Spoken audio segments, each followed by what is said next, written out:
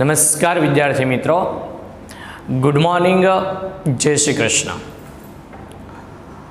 ધોરણવાર વિષય અર્થશાસ્ત્રની અંદર આપણે છેલ્લે લાસ્ટ વિડિયો લેક્ચરની અંદર ચેપ્ટર નંબર 2 એ ચેપ્ટર નંબર 2ની અંદર આર્થિક વિકાસના નિર્દેશકોવાળો ટોપિક છે તે ભણતા હતા. એ આર્થિક વિકાસના નિર્દેશકોની અંદર આપણે પહેલો નિર્દેશક છે તે રાષ્ટ્રીય આવકનો વૃદ્ધિ દર, એનો અભ્યાસ છે તે કરતા હતા. એમાં પણ જો મિત્રો તમને યાદ હોય તો રાષ્ટ્રીય આવકના વૃદ્ધિ દરની સમજૂતી છે તે આપણે મેળવી લીધી હતી. એની મર્યાદાઓ છે એ મર્યાદાઓની પણ આપણે પહેલી મર્યાદાની સમજૂતી પણ મેળવી લીધી હતી. મને યાદ છે ત્યાં સુધી કહું છું. એ મર્યાદા પહેલી કંઈક આવી હતી, યાદ કરો મિત્રો. રાષ્ટ્રીય આવક ગણવાની મુશ્કેલીઓ એટલે ગણતરીની મુશ્કેલીઓ આવી આપણી પહેલી છે તે રાષ્ટ્રીય આવકની ગણતરીની મર્યાદા હતી. ત્યાં સુધી આપણે લાસ્ટ વિડીયોની અંદર ભણ્યા હતા. આજે એનાથી આગળ વધીએ છીએ, એના એ જ ટોપિકને આપણે આગળ વધારીએ છીએ. તો જોશો અહીંયા પણ મેં લખેલું છે મિત્રો કે રાષ્ટ્રીય આવકનો વૃદ્ધિ દર આપણો આર્થિક વિકાસનો પહેલો નિર્દેશક છે એ છે રાષ્ટ્રીય આવકનો વૃદ્ધિ દર. એની મર્યાદાનો આપણે અભ્યાસ કરીએ છીએ. એમાં પણ કેટલામી મર્યાદાએ પહોંચ્યા છે મિત્રો આપણે? બીજી મર્યાદા. બીજી મર્યાદા રાષ્ટ્રીય આવકના વૃદ્ધિ દરની કઈ છે? લખ્યું છે વસ્તી. હવે આર્થિક વિકાસની ગણતરી કરતી વખતે વસ્તીને પણ ધ્યાનમાં રાખવી મિત્રો ખૂબ જ અગત્યની છે, જરૂરી છે. કેમ કે વસ્તીના અભ્યાસથી જ છે તે આપણે જાણી શકીશું, કહી શકીશું કે દુનિયાના કોઈ પણ દેશનો આર્થિક વિકાસ થાય છે કે નહીં. રેડી? જોઈએ છીએ આર્થિક વિકાસની ગણતરી કરતી વખતે એક પરિબળ અવરોધરૂપ બનતું હોય, મર્યાદા સ્વરૂપ ગણાવી શકાય તો એ વસ્તી છે. એની સમજૂતી જોઈએ છે. જો રાષ્ટ્રીય આવક જાણવાથી વિકાસના ખ્યાલ સાચો છે તે સમજાવી શકાતો નથી. દુનિયાનો કોઈ પણ દેશ હોય એની ખાલી રાષ્ટ્રીય આવક આપણે જાણી લઈએ તો રાષ્ટ્રીય આવક જાણવાથી દુનિયાના કોઈ પણ દેશનો વિકાસનો ખ્યાલ ક્યારે આપણે આપી શકતા નથી, સમજાવી પણ શકતા નથી. કેમ ન સમજાવી શકીએ? એટલા માટે કે આર્થિક વિકાસ માટે વસ્તી પણ અસર કરતું પરિબળ છે. એટલા માટે આપણે ઉદાહરણ દ્વારા સમજાવ્યું છે મિત્રો, તે જોઈએ છે. જોજો, જેમ કે એ દેશ કરતા, હવે અહીંયા એ દેશ એટલે તમારે સરળ સમજૂતી માટે સમજવાનું છે અમેરિકા. એ દેશ એટલે કયો દેશ મિત્રો? અમેરિકા. અને બી દેશ એટલે કયો સમજવાનો છે? ભારત. રેડી? સરળતાથી સમજૂતી માટે છે મિત્રો તમારી ટેક્સ્ટબુક છે એમાં લખી દેજો, એટલે તમે ભૂલથી વાંચવા બેસો તો તમને ખબર પડે. જો જેમ કે એ દેશ એટલે કયો? અમેરિકા કરતા ભારત દેશની રાષ્ટ્રીય આવક વધારે હોય. અમેરિકાની રાષ્ટ્રીય આવક ઓછી હોય અને ભારતની રાષ્ટ્રીય આવક કેવી હોય? વધારે હોય. તો બી દેશનો વિકાસ વધારે થયો છે એમ કહી શકાય નહીં. હવે પહેલો પ્રશ્ન એવો થાય કે સાહેબ રાષ્ટ્રીય આવક તો વધારે છે અમેરિકા કરતા, ભારતની રાષ્ટ્રીય આવક કેવી છે? વધારે છે. તો સીધી વસ્તુ છે કે રાષ્ટ્રીય આવક વધારે હોય તો તે દેશનો વિકાસ પણ કેવો કહેવાય? વધારે છે એમ કહેવાય. પણ અહીંયા એવું કીધું છે કે અગત્યનું પરિબળ વસ્તીને પણ ધ્યાનમાં રાખીને વિકાસની ગણતરી કરવામાં આવે છે. એટલે વસ્તીનો પણ વિચાર કરવાનો. એટલે કીધું છે કેમ અમેરિકા કરતા ભારતની રાષ્ટ્રીય આવક વધારે છે તોય વિકાસ થયો છે એમ ન કહેવાય. એટલા માટે ન કહેવાય. જો લખ્યું છે કારણ કે બી દેશની રાષ્ટ્રીય આવકની સાથે વસ્તી પણ ખૂબ જ ઝડપથી વધતી હોય. એટલે ભારતની રાષ્ટ્રીય આવક તો વધે છે, પણ રાષ્ટ્રીય આવકની સાથે સાથે ભારતની વસ્તીમાં પણ શું થાય છે? ખૂબ જ ઝડપથી વધારો થતો હોય તો એ દેશથી વધુ વિકાસ થયો તેમ કહેવાય નહીં. કેમ ન કહેવાય મિત્રો? તો કે રાષ્ટ્રીય આવક ભલે વધી પણ સાથે સાથે શું થયું? આપણા દેશની વસ્તી પણ વધી, એટલે વધેલી આવક છે વધારે લોકો વચ્ચે વહેંચાઈ જશે, એટલે આર્થિક વિકાસનો દર કેવો થશે? નીચો આવશે, ઘટશે. અને અમેરિકાનો વિકાસ વધારે છે એટલા માટે આપણે કહી શકીશું કે અમેરિકાની છે તે રાષ્ટ્રીય આવકનો વૃદ્ધિ દર ભારત કરતાં ભલે ઓછો છે પરંતુ તે દેશમાં વસ્તી છે તે ધીમા દરે વધે છે. બરાબર છે? એટલે ખાલી માત્ર છે તે મિત્રો રાષ્ટ્રીય આવકના આધારે જ દુનિયાના કોઈ પણ દેશનો વિકાસ થઈ રહ્યો છે એવું ક્યારે કહી શકાતું નથી. ત્રીજી મર્યાદા કીધી છે આપણને રાષ્ટ્રીય આવકના વૃદ્ધિ દરની. ત્રીજી મર્યાદા છે રાષ્ટ્રીય આવક ગણવાની જુદી જુદી પદ્ધતિઓ. રાષ્ટ્રીય આવક મિત્રો ગણવામાં આવે એ ગણવાની પદ્ધતિઓ કેવી છે? જુદી જુદી ઘણી બધી પદ્ધતિઓ હશે. હવે તમને લાસ્ટ વિડીયોની અંદર પણ કીધું હતું, આજે ફરીથી અહીંયા કહું છું, ધોરણ 11ની અંદર ચેપ્ટર નંબર 9 યાદ આવે છે? ધોરણ 11માં 9મું ચેપ્ટર કયું હતું? રાષ્ટ્રીય આવક ભણાવ્યું હતું. એ રાષ્ટ્રીય આવકની અંદર પણ તમને આવું કીધું હતું કે રાષ્ટ્રીય આવકની ગણતરીની પદ્ધતિઓ. કેટલી પદ્ધતિઓ હતી? 3 પદ્ધતિઓ હતી. રાષ્ટ્રીય આવકની ગણતરીની કેટલી પદ્ધતિ હતી? 3 પદ્ધતિ હતી. કઈ કઈ 3 પદ્ધતિ હતી? જો પહેલું કીધું છે આવક, બીજું ઉત્પાદન અને ત્રીજું ખર્ચની પદ્ધતિ. એક કુલ ટોટલ આવકના આધારે પણ રાષ્ટ્રીય આવક ગણી શકાય. ચીજવસ્તુ અને સેવાનું ઉત્પાદન કેટલું છે ઉત્પાદનની પદ્ધતિના આધારે પણ રાષ્ટ્રીય આવક ગણી શકાય. અને વસ્તુ કે સેવા ઉત્પાદન કરવા માટે ખર્ચ કેટલો થયો એ ખર્ચની પદ્ધતિના આધારે પણ આપણે શું કરી શકીએ છીએ? રાષ્ટ્રીય આવકની ગણતરી છે તે કરી શકીએ છીએ.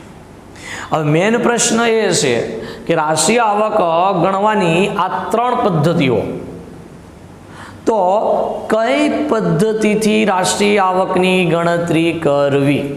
મેન પ્રશ્ન, મેન સમસ્યા હવે જ ઊભી થાય કે કઈ પદ્ધતિથી આપણે રાષ્ટ્રીય આવકની ગણતરી કરવી. કેમ મિત્રો?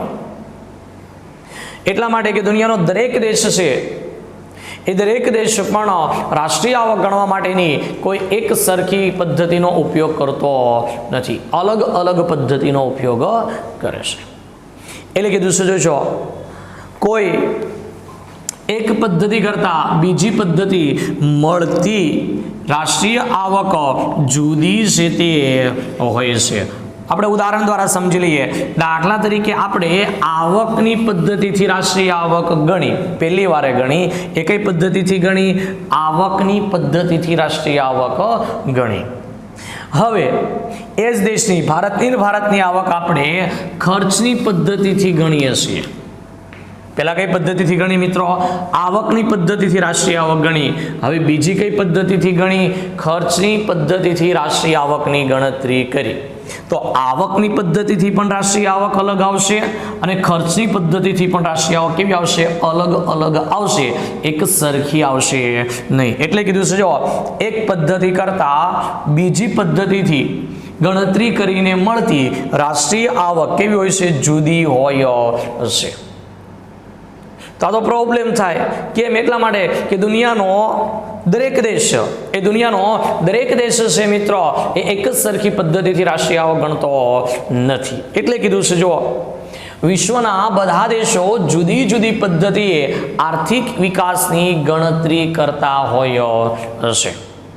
દુનિયાનો દરેક દેશ પોતાના દેશને અનુકૂળ હોય, પોતાના અર્થતંત્રને અનુકૂળ હોય એવી પદ્ધતિથી રાષ્ટ્રીય આવકની ગણતરી કરે છે.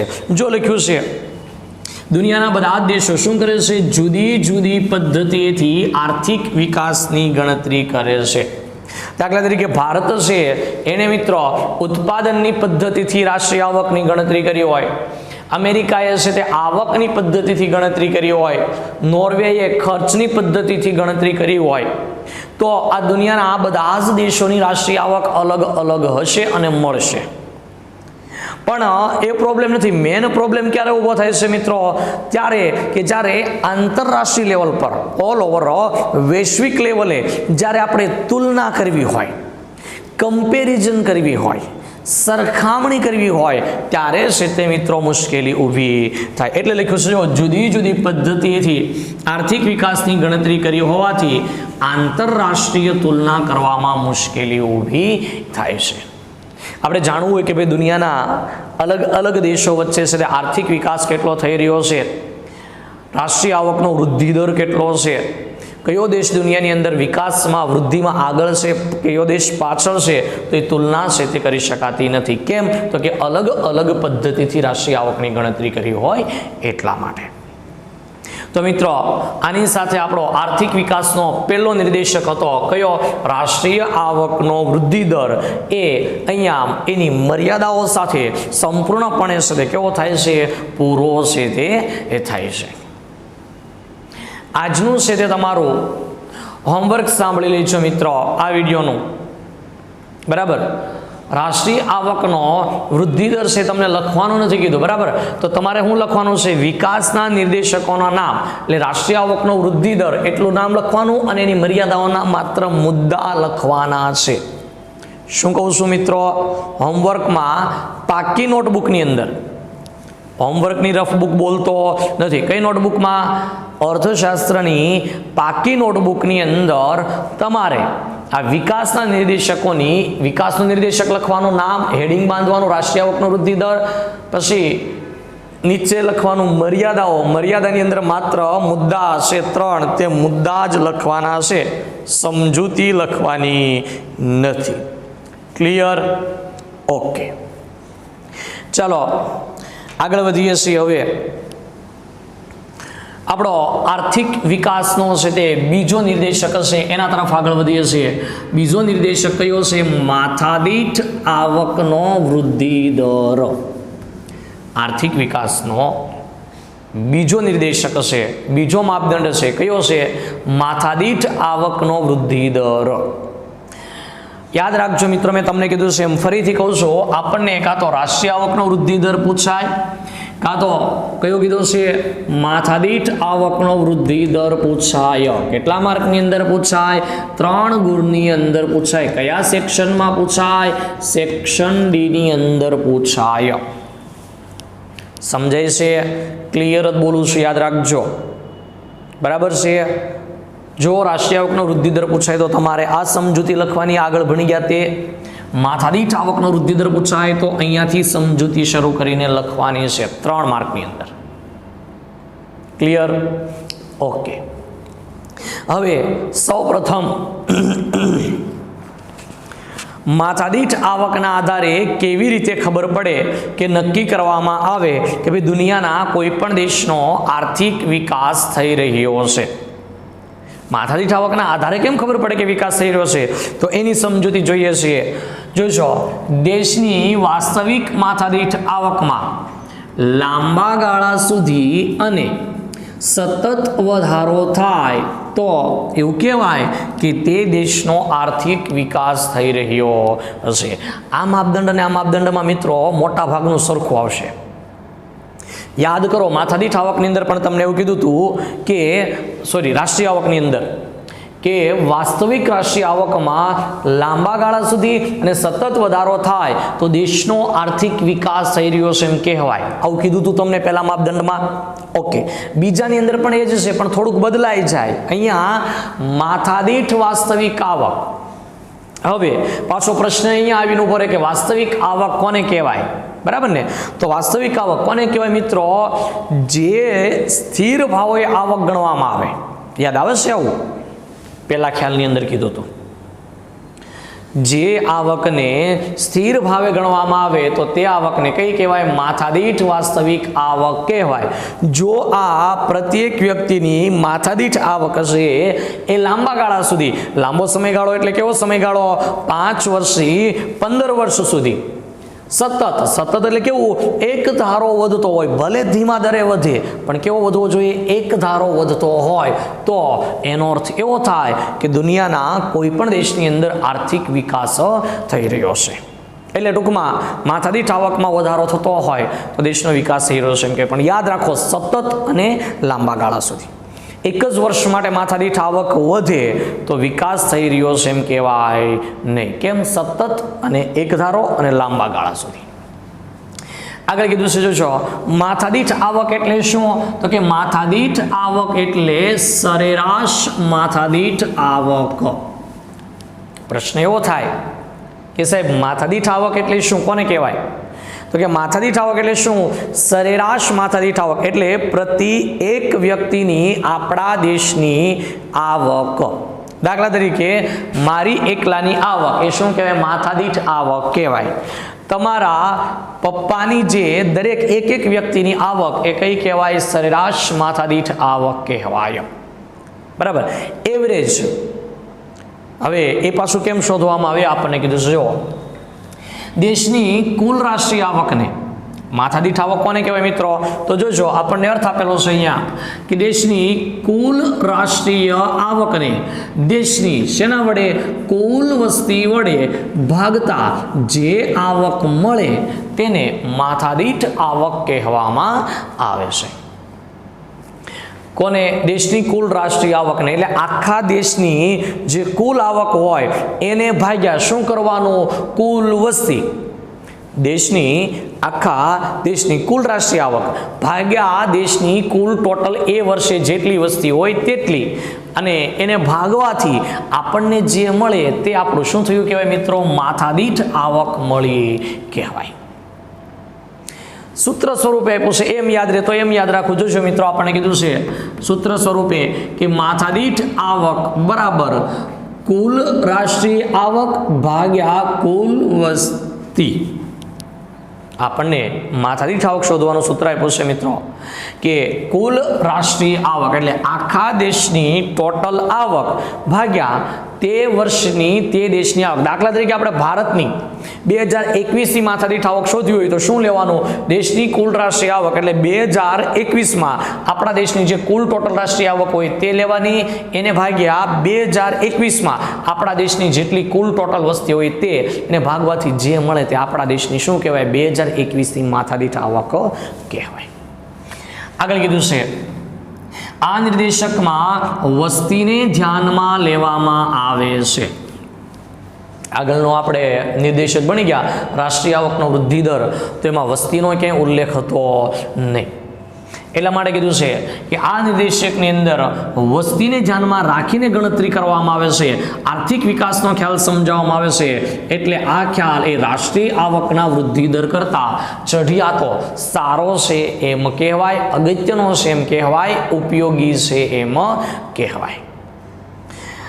આગળ કીધું છે યુનોના નિષ્ણાંતો. જો હું નથી કહેતો મિત્રો, યુનો એટલે શું? United Nations Organization. UNO means હું જાણું છું કે તમે જાણો છો એવું સમજવાનું નથી. બરાબર. UNO United Nations Organization. એના નિષ્ણાંતો પણ એવું કહે છે કે આર્થિક વિકાસ માપવા માટે આ નિર્દેશકને એટલે કયા? માથાદીઠ આવકના નિર્દેશકને સ્વીકારવાની હિમાયત કરે છે. એટલે યુનાઇટેડ નેશન્સ ઓર્ગેનાઇઝેશનના જે નિષ્ણાંતો છે મિત્રો, એ નિષ્ણાંતો પણ એવું કહે છે કે દુનિયાના કોઈ પણ દેશે એના દેશમાં આર્થિક વિકાસ કેટલો થયો એ જાણવું હોય, એ માપવું હોય તો રાષ્ટ્રીય આવકના વૃદ્ધિ દર કરતાં આ માથાદીઠ આવકના વૃદ્ધિ દરની તરફેણ કરી છે. એટલે શું કે માથાદીઠ આવક દ્વારા જાણી શકાય, માપી શકાય અને માપવું જોઈએ કે દુનિયાના કોઈ પણ દેશનો આર્થિક વિકાસ કેટલો થયો છે. આગળ આપણને કીધું છે મિત્રો કે ખબર કેમ પડે આપણને માથાદીઠ આવકના વૃદ્ધિ દર દ્વારા કે દુનિયાના કોઈ પણ દેશનો વિકાસ થયો છે કે કેમ થયો છે, તો કેટલો થયો છે. રેડી? જોતા જઈએ છીએ. માથાદીઠ આવક જોજો, જો માથાદીઠ આવક ઊંચા દરે વધે, માથાદીઠ આવક હશે એ માથાદીઠ આવક કેવી? ઊંચા દરે વધે તો આર્થિક વિકાસનો દર પણ કેવો કહેવાય? ઊંચો છે એમ કહેવાય. દાખલા તરીકે 6% દરે માથાદીઠ આવક વધતી હોય, 7% દરે માથાદીઠ આવક વધતી હોય તો એ માથાદીઠ આવકનો વૃદ્ધિ દર વધારે કહેવાય.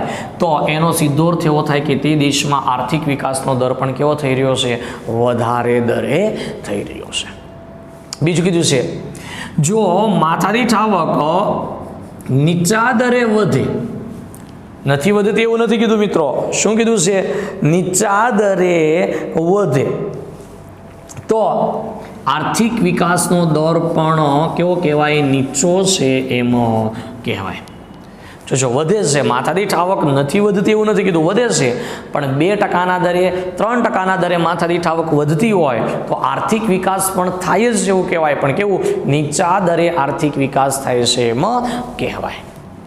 ત્રીજું કીધું છે આપણને, જો માથાદીઠ આવકમાં વધારો ન થાય, માથાદીઠ આવક મિત્રો વધે નહીં, જેટલી હોય એટલી ને એટલી જ રહે, પણ યાદ રાખો મિત્રો, વધારો ઘટાડો તો થાય જ, ક્યારેય સ્થિર રહેતી નથી. તો એનો અર્થ એવો થાય કે અર્થતંત્ર કેવી સ્થિતિમાં છે? સ્થગિતતાની અવસ્થામાં છે એમ કહેવાય. કેમ? તો કે લખ્યું છે વધારો ન થાય. વધારો ન થાય એટલે કેવું? કદાચ ઘટાડો થતો હોય, પણ આપણને અહીંયા એવું નથી કીધું, કેમ કે ઘટાડાનું ચોથું સ્ટેપ પણ આપણને પાછું સમજાવેલું છે, એટલા માટે આપણે એની સમજૂતી અહીંયા નથી આપતા. ટૂંકમાં નજીવો વધારો ઘટાડો હોય, એકદમ માઇનોર એવો, તો અર્થતંત્ર કેવી સ્થિતિમાં છે એમ કહેવાય? સ્થગિતતાની સ્થિતિમાં છે એમ કહેવાય. એનાથી છેલ્લું ને લાસ્ટ કીધું છે, ચોથી બાબત આપણને કે જો માથાદીઠ આવકમાં ઘટાડો થાય, હવે દેશના લોકોની જે માથાદીઠ આવક હશે એમાં શું થાય? ઘટાડો થાય તો અર્થતંત્રમાં શું કહેવાય? પીછેહઠની સ્થિતિ છે એમાં કહેવાય. માથાદીઠ આવક કેવી થાય? ઘટી જાય. દાખલા તરીકે આપણા દેશની માથાદીઠ આવકમાં 6 કે 7% દરે વધારો થતો હોય. કેટલા ટકાના દરે વધારો થતો હોય? 6 કે 7% દરે વધારો થતો હોય. અને હવે એ વધારાનો દર ઘટીને 4% થઈ જાય. પહેલાં 7% હતો, હવે કેટલો થઈ ગયો? 4%. એટલે ઘટ્યું. તો આનો અર્થ એવો થયો કે અર્થતંત્ર પીછેહઠ પાછળ ગયું છે એવું આપણે કહી શકીએ. આ મિત્રો કદાચ તમને યાદ હોય તો આ માથાદીઠ રાષ્ટ્રીય આવકના વૃદ્ધિ દરમાં જે 4 તબક્કાઓ ભણ્યા હતા એવા જ સેમ ટુ સેમ હશે. આગળ જોઈએ છે. હવે પ્રશ્ન એક એવો થાય કે દુનિયાનો કોઈ પણ દેશ અથવા તો દરેક દેશ કેમ આર્થિક વિકાસ માટે પ્રયત્ન કરે છે? બરાબર ને? તો એટલા માટે અહીંયા આપણને સમજૂતી આપી છે કે દુનિયાના કોઈ પણ દેશનો આર્થિક વિકાસનો હેતુ કયો હોય?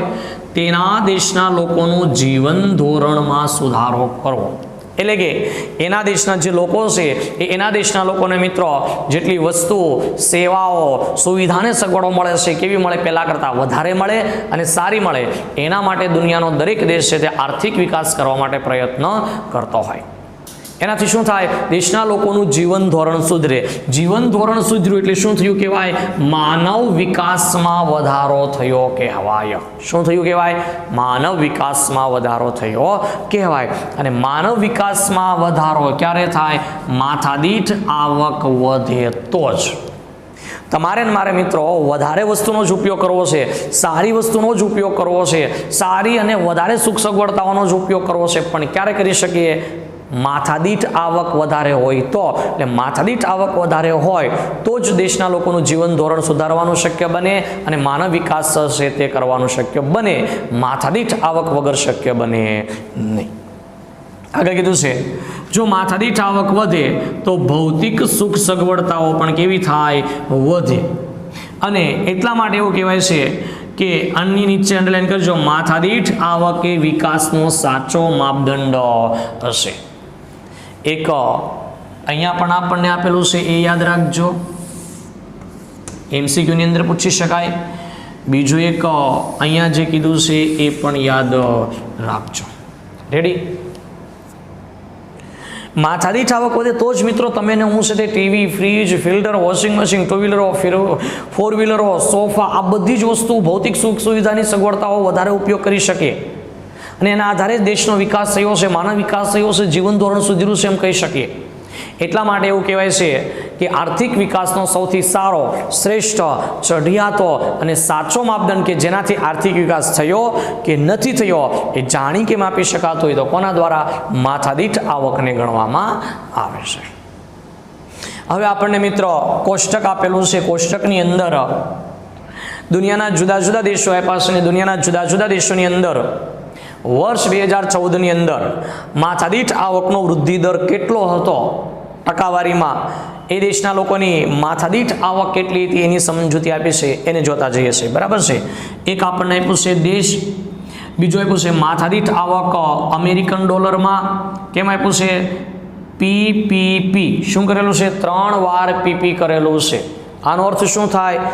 Purchasing power parity. શું થાય? પરચેઝિંગ પાવર પેરિટી, ગુજરાતીમાં સમ ખરીદ શક્તિ મુજબ. રેડી. અને ત્રીજું કીધું છે આપણને માથાદીઠ આવકનો વૃદ્ધિ દર. શેમાં? ટકાવારીમાં. કયા વર્ષનો આપેલો છે? વર્ષ 2014નો. રેડી. જોતા જઈએ છે. ચલો, પહેલો કીધું છે દેશ કયો? નોર્વે કીધું છે. નોર્વેની માથાદીઠ આવક કેટલી આપી છે મિત્રો? 64,992 અમેરિકન ડોલર. રૂપિયા બોલતા નહીં. શેમાં આપેલું છે? અમેરિકન ડોલરમાં આપેલું છે. એ દેશનો માથાદીઠ આવકનો વૃદ્ધિ દર 2014માં કેટલો હતો? 1.1% હતો. બીજો દેશ આપ્યો છે આપણને અમેરિકા. અમેરિકાની માથાદીઠ આવક 2014માં કેટલી હતી? 52,947 અમેરિકન ડોલર. 52,947. શું? American dollar. 2014માં અમેરિકાનો માથાદીઠ આવકનો વૃદ્ધિ દર કેટલો હતો? 1.6% જેટલો હતો. હવે જોશો મિત્રો, આ જે છે અમેરિકા અને નોર્વે, આ બંને દેશો છે તે કેવા છે? વિકસિત દેશ છે. એટલે એની માથાદીઠ આવક વધારે હોય. જોઈ લો, 64,992 અમેરિકન ડોલર, 52,947 અમેરિકન ડોલર. પણ એનો માથાદીઠ આવકનો જે વૃદ્ધિ દર છે કેવો હોય? ઓછો હોય. કોના કરતા? વિકાસમાન દેશો કરતા. કેમ? તો કે આ દેશોનો શું થઈ ગયો છે? વિકાસ થઈ ગયો છે એટલા માટે. આગળ કીધું છે, જોઈએ છે શ્રીલંકા આપેલું છે. એટલે તમને અગાઉ કહી દઉં છું, શ્રીલંકા, ચીન, ભારત, પાકિસ્તાન આ કેવા દેશો છે? વિકાસમાન દેશો છે, વિકાસશીલ દેશો છે, વિકસતા દેશો હશે. વિકાસશીલ કે વિકાસમાન કે વિકસતા કે એકનું એક જ હશે. રેડી? ઓકે. જોજો, આ દેશના લોકોની માથાદીઠ આવક ઓછી હોય. આ દેશના લોકોની માથાદીઠ આવક કેવી હોય? ઓછી હોય. પણ એમાં થતો વધારાનો દર કેવો હોય? વધારે છે. કોના કરતા? વિકસિત દેશો કરતા. જોતા જઈએ. શ્રીલંકાની માથાદીઠ આવક કેટલી છે? 9,779 અમેરિકન ડોલર. જ્યારે એનો માથાદીઠ આવકનો વૃદ્ધિ દર કેવો છે? વધારે. કોના કરતા? નોર્વે અને અમેરિકા કરતા. 3.5%. ચીન છે, એની માથાદીઠ આવક વાર્ષિક છે મિત્રો, કેટલી આપી છે? 12,547 અમેરિકન ડોલર છે. પણ એ દેશનો માથાદીઠ આવકમાં વધારો થવાનો જે ટકાવારી દર છે એ સૌથી હાઈએસ્ટ છે. કેટલો? 6.7%. આનો અર્થ એવો થાય મિત્રો કે ચીન છે એ દુનિયાની અંદર સૌથી ઝડપથી વિકસતો દેશ હશે. આગળ કીધું છે મિત્રો મેરા ભારત મહાન. બરાબર છે. આપણા દેશના લોકોની માથાદીઠ આવક 2014માં આને સાથે મિત્રો બોક્સ બનાવીને MCQ છે તે એવું લખી નાખજો. આપણને પૂછાય તો યાદ હોવું જોઈએ કે ભારતની માથાદીઠ આવક 2014માં કેટલી હતી? 5,497 અમેરિકન ડોલર. ડોલર બોલું છું, રૂપિયા બોલતો નથી. અને આપણા ભારત દેશનો છે તે માથાદીઠ આવકનો વૃદ્ધિ દર કેટલો હતો? 6% હતો. એટલે આપણા માટે એ બાબત પણ સારી કહેવાય કે આપણા દેશમાં લોકોની માથાદીઠ આવકમાં દર વર્ષે 6%ના દરે વધારો થઈ રહ્યો છે. આનો અર્થ એવો થાય મિત્રો કે ચાઇના પછી દુનિયાની અંદર સૌથી ઝડપથી બીજા વિકસતા દેશ તરીકે આપણો ભારત છે તે આગળ છે. બરાબર છે. આપણો મિત્ર દેશ લંગોટિયો યાર એટલે પાકિસ્તાન. બરાબર, નાનપણનો બાળપણનો દોસ્ત છે. દોસ્ત કરતાં હું તમને અવારનવાર કહું છું, એ કોણ છે? માંથી છૂટો પડેલો જીદના કારણે, માંથી જીદ કરીને છૂટો પડેલો દીકરો એટલે એ પાકિસ્તાન આપણો. બરાબર, એટલે માથાદીઠ આવક કેટલી છે? $4,866 અમેરિકન. જ્યારે એનો જે વૃદ્ધિ દર છે માથાદીઠ આવકનો કેટલો છે? 2.6% છે એમ કહેવાય. હવે આના પરથી આપણે મિત્રો એક બે સેન્ટેન્સ વાક્ય છે તે તારવી શકીએ કે ભારત છે એનો માથાદીઠ આવકનો વૃદ્ધિ દર 6% છે. એ કોના કરતાં વધારે છે? નોર્વે, અમેરિકા, શ્રીલંકા અને પાકિસ્તાન કરતાં ભારતની માથાદીઠ આવકનો વૃદ્ધિ દર વધારે છે.